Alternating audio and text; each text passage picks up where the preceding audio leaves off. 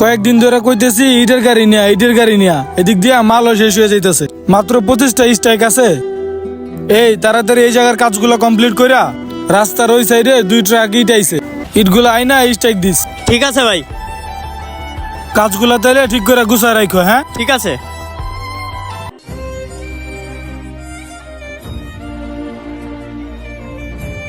আব্বা, সকালে না আমার টাকা দেওয়ার কথা ছিল, টাকা না দিয়ে তুমি কাজে আসলা যে? বাবা, আমি যে তোমার টাকা দিব আমার একদমই খেলা ছিল না, আমি তাড়াতাড়ি কাজে চলে আইছি। আচ্ছা, মনে নাই যেহেতু ভালো কথা। এখন তুমি আমারে টাকা দাও। ঠিক আছে বাবা, দিতাছি। 500 টাকাই আছে পকেটে, পোলায় চাইছে না দেওয়া পারা যায় না। এই লো বাবা। কি ব্যাপার, মাত্র 500 টাকা? তুমি আমারে কয় টাকা দিলা? আমার কলেজে লাগবে হইলো 5000 টাকা, তুমি সেই জায়গায় আমারে 500 টাকা দিলা? দেখ বাপ, আমার কাছে 500 টাকাই ছিল, এটা লই তুই জাগা। আমার কলেজে লাগবে 5000 টাকা, আর তুমি 500 টাকা দিয়ে কইতেছো যা বাপ 8 টাকা নাই। আমি এত কিছু বুঝি না, আমার 5000 টাকা লাগবে, আমার 5000 টাকাই দিতে হইব। কই থেকে দিবা, কোন জায়গা থেকে নিয়ে আসবা, এত কিছু আমার জানার দরকার নাই। আমার টাকা লাগবে, এটাই আমি জানি।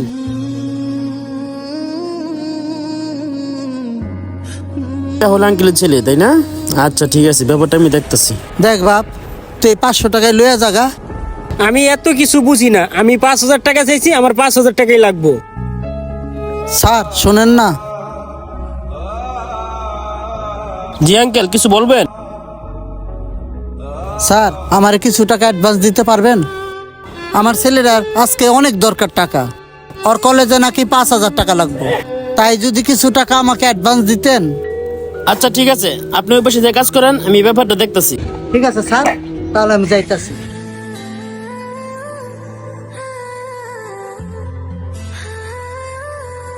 ও আচ্ছা, তোমার টাকা লাগবে, সমস্যা নাই, টাকা তোমার আমি দিব।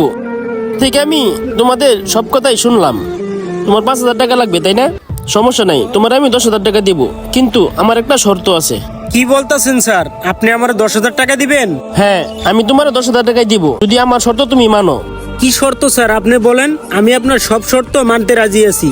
শর্ত তেমন কিছু না, তোমার বাপে যে কাজটা করে সেই কাজটা তুমি করবা। এখন তো 12টা বাজে, তুমি ঠিক 2টা পর্যন্ত কাজটা করবা। কি বলতেছেন স্যার, মাত্র 2 ঘন্টা? এটা তো আমার কাছে কোনো ব্যাপারই না। ও আচ্ছা, তাহলে তুমি আমার শর্তে রাজি? ঠিক আছে, তুমি কাজ শুরু করো। ঠিক আছে স্যার, আমি এগুলো চেঞ্জ করে আসতেছি। যাই তাড়াতাড়ি ড্রেসটা চেঞ্জ করে কাজে লাগে যায়। মাত্র 2 ঘন্টা কাজ করলে 10,000 টাকা পাবো। আর এই 2 ঘন্টা তো আমার চোখের পলকে চলে যাবো, 10,000 টাকা পাইয়া যাবো। তাড়াতাড়ি কাজে যোগ দিই। ও মা গো, চোখের ভিতরে জানি কি পড়লো, কিছুই তো বুঝতেছি না। চোখের ভিতরে যা পরে পড়ুক, আগে 2 ঘন্টা কাজ করি, 10,000 টাকা নেই। আর পারতেছে না, শরীরটা ক্লান্ত হয়ে গেল। বাবা, তুমি তো এই কাজ জীবনে করো না, এই কাজ পারবা তুমি? কাকা, আমি পারমু, আমি একটু আইতেছি, আপনি কাম করেন। আধা ঘন্টা কাম না করতে করতে আমার অবস্থা খারাপ। এই রোদে আমার বাবা যে কেমনে কাজ করে। ও বাবা, পুরা শরীর ব্যথা হয়ে গেছে। কি ব্যাপার সোহেল, তুমি এই জায়গায় বসে আছো যে? স্যার, এইভাবে মানুষ কাজ করে, এত পরিশ্রম, এত কষ্ট, আমার হাত পা শরীর ব্যথা হয়ে গেছে। স্যার, আমি আর এই কাম করতে পারবো না। তাহলে বুঝো তোমার বাবার কি অবস্থা, সে তো 8 ঘন্টা ডিউটি করে। স্যার, আমার বাবার তো কাজ করতে করতে অভ্যাস হয়ে গেছে, আমি তো নতুন। এটা অভ্যস্ত না, তোমাদেরকে সুখে রাখার জন্য, তোমাদেরকে ভালো রাখার জন্য সে দিনে রাতে এরকম পরিশ্রম করে যায়। আর শুনো, তোমার তো আমি সারাদিন কাজের জন্য বলি নাই, তোমারে মাত্র 2 ঘন্টা কাজের জন্য বলছিলাম, এটি তোমার এই অবস্থা। স্যার, এখন আমি আমার ভুলটা বুঝতে পারছি। আমার বাবা যে কত কষ্ট করে এইটা আমি বুঝতাম না এই 2 ঘন্টা কাজ না করলে। এখন আমি আমার বাবার সাথে কথা বলতে চাই।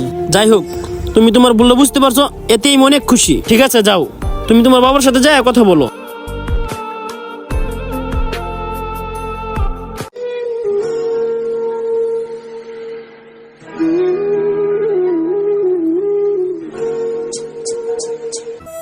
বাবা, তুমি আমারে ক্ষমা করে দাও।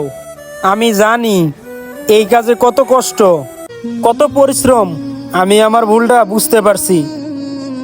আর কখনো জোর জুলুম করবো না তোমার সাথে টাকা পয়সার জন্য। কেন বাবা, এই কথা কইতাছ যে? তোর কি অনেক কষ্ট হয়ে গেছে?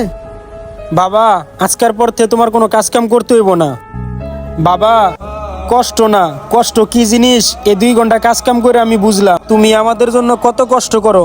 সেই টাকাগুলো নিয়ে যায়া নানান ধরনের বন্ধু বান্ধব নিয়ে টাকা পয়সাগুলো খরচ করি, নষ্ট করি। বাবা, আজকের পর থেকে তোমার আর দিনমজুরের কাজ করতে হবে না। আমি অন্য কোনো জায়গায় ভালো একটা চাকরি খুঁজে নিমু।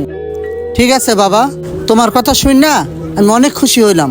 তাহলে যাও, আমি আমার হাতের কাজটা শেষ করে আসতেছি। ঠিক আছে বাবা, যে টাকা ইনকাম করে সে টাকার মূল্য বোঝে, যে টাকা ইনকাম করে না সে টাকার মূল্য কখনোই বোঝে না। বন্ধুরা, আমাদের ভিডিওটি আপনাদের কেমন লেগেছে? যদি ভালো লেগে থাকে অবশ্যই লাইক কমেন্ট শেয়ার করতে ভুলবেন না।